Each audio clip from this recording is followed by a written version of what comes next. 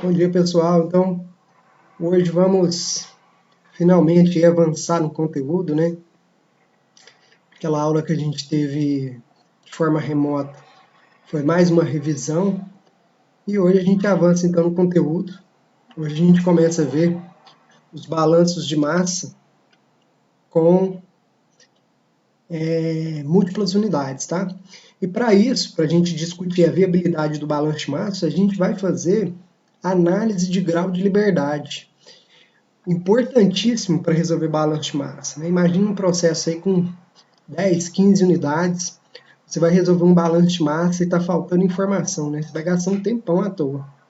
Então é isso, é evitar tentativas inúteis de resolver um balanço de massa. Examinar um fluxograma e constatar se ele é viável, né? Então, para evitar que você enxugue gelo, essa é a estratégia de fazer a análise de grau de liberdade, certo? Como que a gente faz essa análise de grau de liberdade? Primeiro, gente, esse número de grau de liberdade, a gente vai ter que fazer contar o número de incógnitas, todas as incógnitas que a gente tem no sistema, o número de equações independentes, a gente vai fazer essa análise de equações independentes, e vai fazer o número de incógnita menos o número de equações independentes. Se a gente tiver o número de equações independentes iguais aos números de incógnita, o grau de liberdade, o número do grau de liberdade vai dar zero, e o problema pode ser resolvido, né?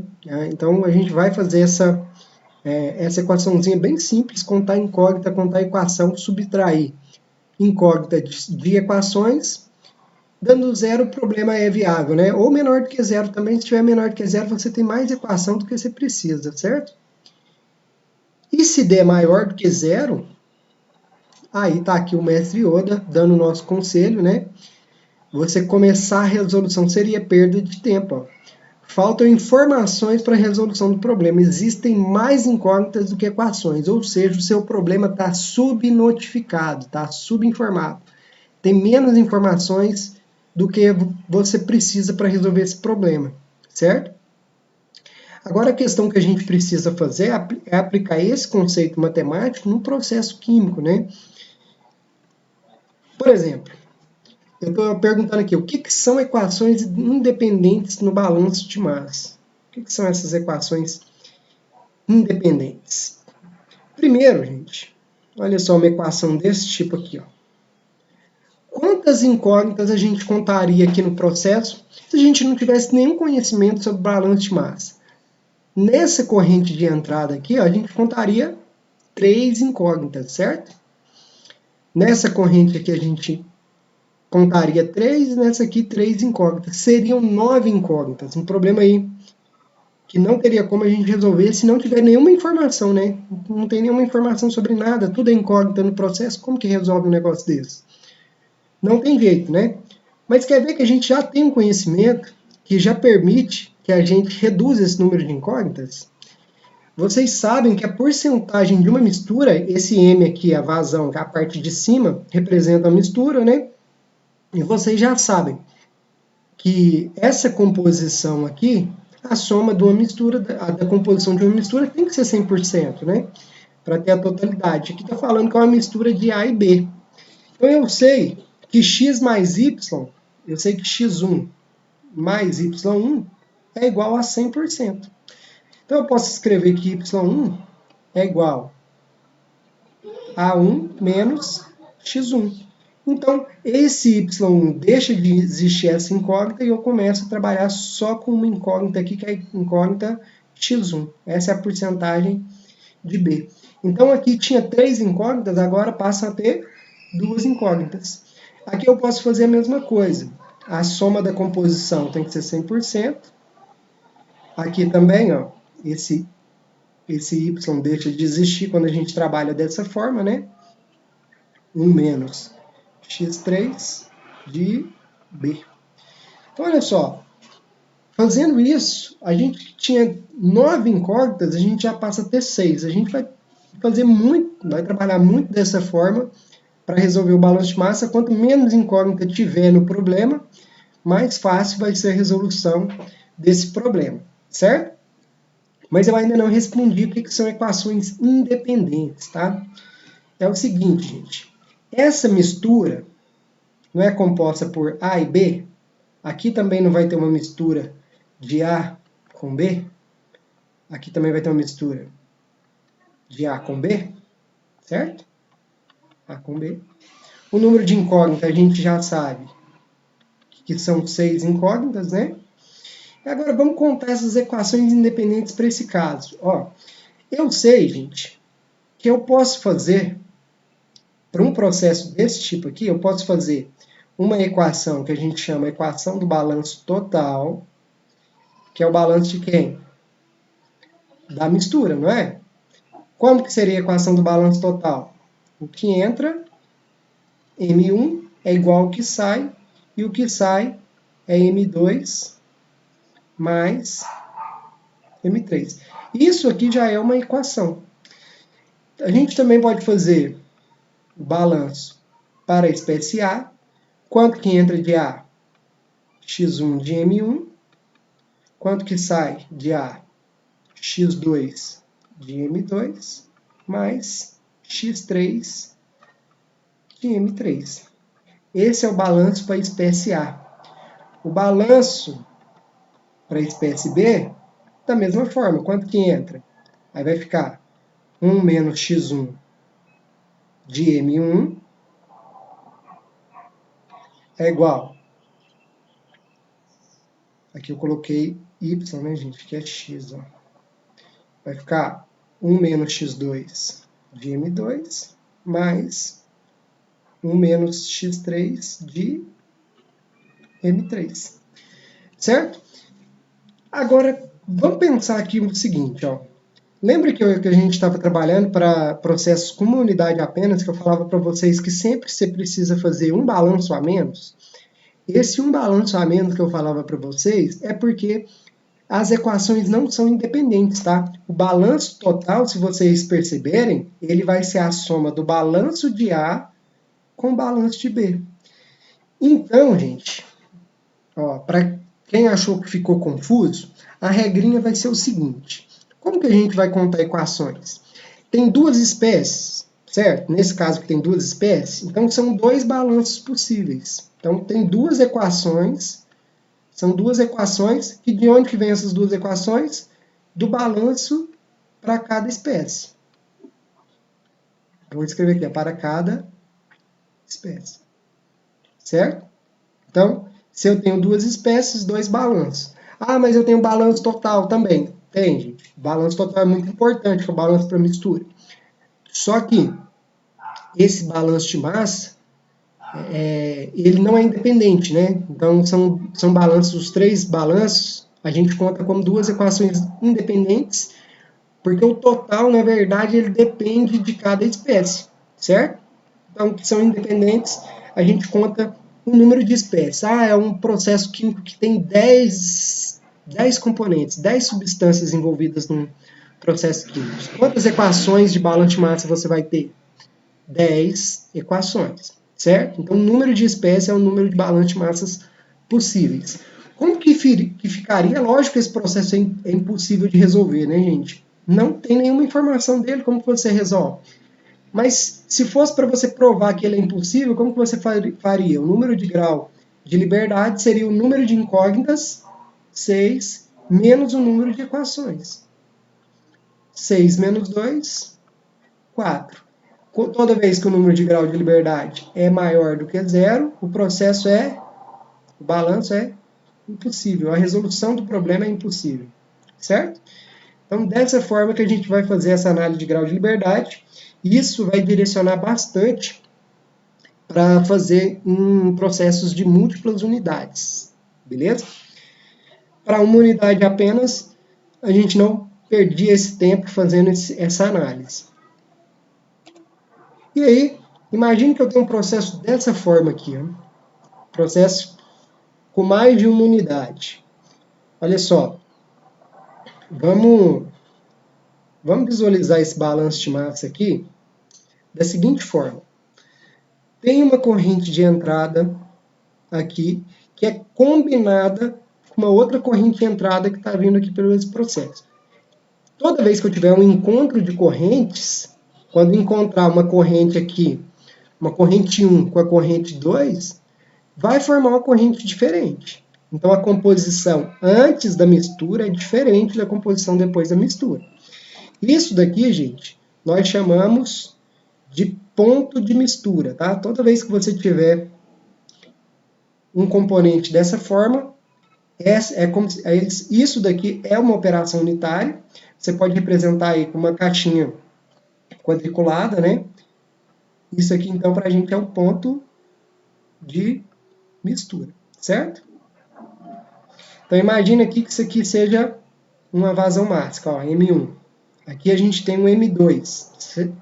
Nem sei do que é a composição, tá, gente?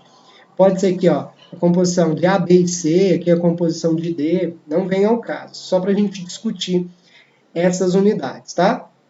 E aqui a gente tem um M3, que vai ser a combinação de M1 e M2. A composição de M3 vai ser diferente de M1 e M2. Certo? E aí, gente, quando tiver um processo com múltiplas unidades, qual vai ser a nossa estratégia? A gente vai fazer o que a gente já sabe para cada caixinha separada. Então, aqui vai ser para o ponto de mistura. Aí eu vou escrever o balanço total, o balanço para as espécies, certo? Então, vai ser dessa forma. Então, a gente visualiza como se o processo existisse só isso, ó. Então, é um problema, né? Aqui a gente já tem um novo problema, que é uma nova operação unitária aqui, que é alguma operação unitária que ele chamou de 1. A gente não sabe o que é essa operação unitária, pode ser um reator, pode ser um destilador, um filtro e por aí vai. Nessa etapa do processo tem uma corrente de saída. Ó. A corrente de saída está saindo do processo, eu posso chamar isso aqui de produto 1, né? Produto 1, que eu vou chamar aqui de M4. Então entrou o M3, saiu o M4, beleza? Saindo aqui o M4, sobrou quem? Vou chamar de M5. Isso daqui eu posso analisar como um balanço de massa separado também. Essa unidade, cada parte do processo, a gente pode analisar de forma separada. Facilita muito na hora de fazer os cálculos. Depois a gente vai, na próxima aula, que é a aula de amanhã, do dia 17, vocês vão ver como que é feito isso na prática, tá? Por enquanto eu estou passando aqui só a parte teórica dessa questão, tá? Agora, olha só. Esse balanço de massa aqui, ó, esse produto dessa unidade, o M5, ele chega num ponto, que é esse ponto aqui, ó, que ele é dividido, certo? E ponto, essa parte que a gente tem essa divisão, essa separação, a gente chama de ponto de divisão, tá? A gente chama de ponto de divisão ou ponto de separação. Vamos por aqui? Ponto de divisão ou ponto de separação. Esse M5, ele vai ser dividido, então, no que eu vou chamar aqui de M6, que é o novo produto, né, um produto 6 que está saindo aqui, e vai seguir aqui um M7. Gente, o que é muito importante aqui em ponto de divisão, que vocês não podem esquecer, imagine que essa mistura aqui seja uma mistura homogênea com 30% de água e 70% de ácido sulfúrico. Num ponto de divisão, gente, mistura homogênea, se você divide ela, a composição é a mesma, tá? Na mistura, não. Na mistura, a composição vai ser diferente. Mas num ponto de divisão, isso aqui é só um exemplo, tá? A composição permanece a mesma. Então, aqui vai ser 30% de água e aqui 70% de ácido sulfúrico. E aqui, qual que é a composição de M6? É a mesma. Então, imagine que eu precise disso aqui para alguma outra parte do processo. Mas esse aqui não é o meu produto final, é um produto intermediário. Eu posso tirar esse produto intermediário, uma solução em 70% de ácido sulfúrico. E por fim aqui, ó, eu tenho um novo produto, tá? Então, a composição no ponto de divisão não muda. Anota isso aí, põe uma estrelinha, um coraçãozinho, que é muito importante, tá? No ponto de divisão não tem alteração da composição, certo? Imagina que seja 1.000 toneladas por hora. Aí desses 1.000 toneladas por hora, a gente tira 100 toneladas hora dessa solução e segue aqui 900 toneladas para a unidade 2. Então, como operação unitária, a gente tem aqui um ponto de mistura, a unidade 1, o ponto de divisão e a unidade 2. Na unidade 2, o que está acontecendo aqui? Ó? O M7 está entrando em M2 e nessa unidade 2 a gente tem duas correntes de entrada. Qual que é a outra corrente de entrada aqui? Vou chamar de M8. M8 com M7 se combinam para formar M9. Eita. Fiz um MG aqui, não sei porquê, tá? Vamos pôr aqui M9. Certo? Então, a gente fez essa análise aqui. Na hora de fazer a análise de grau de liberdade, a gente vai fazer de forma separada e isso vai direcionar a nossa resolução de problema. Imagine que eu comece aqui pelo ponto de divisão e não encontro nenhuma resposta. Então, eu vou começar no lugar errado o balanço de massa. Certo?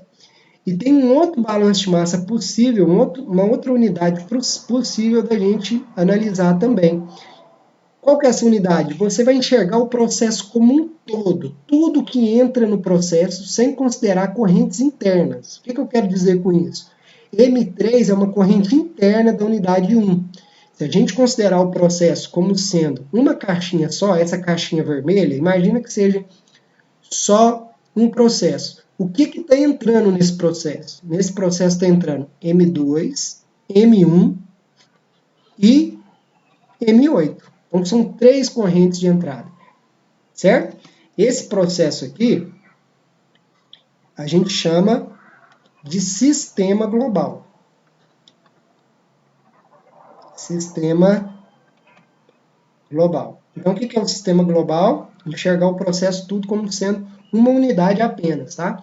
Então, nesse sistema global, se a gente fosse fazer o balanço de massa, tudo que entra e tudo que sai no processo. De corrente de entrada, o que a gente teria? M1, M2, coloquei na forma de vazão mássica, né? Por isso que eu estou pondo esse pontinho.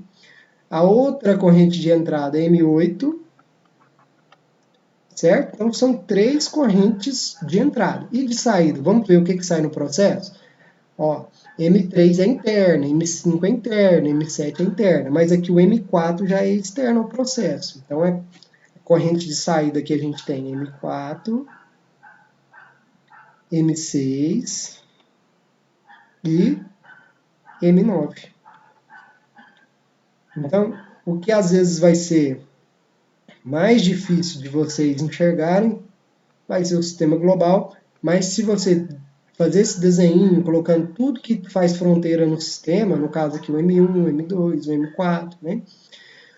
Vocês vão conseguir enxergar esse processo como um balanço de massa separado, uma unidade apenas, certo? Vai ser uma estratégia que a gente vai utilizar. Então, na próxima aula, eu vou fazer um exemplo de balanço de massa com vocês de múltiplas unidades e deixar um exercício para vocês fazerem. Gente, muito obrigado e até a próxima aula.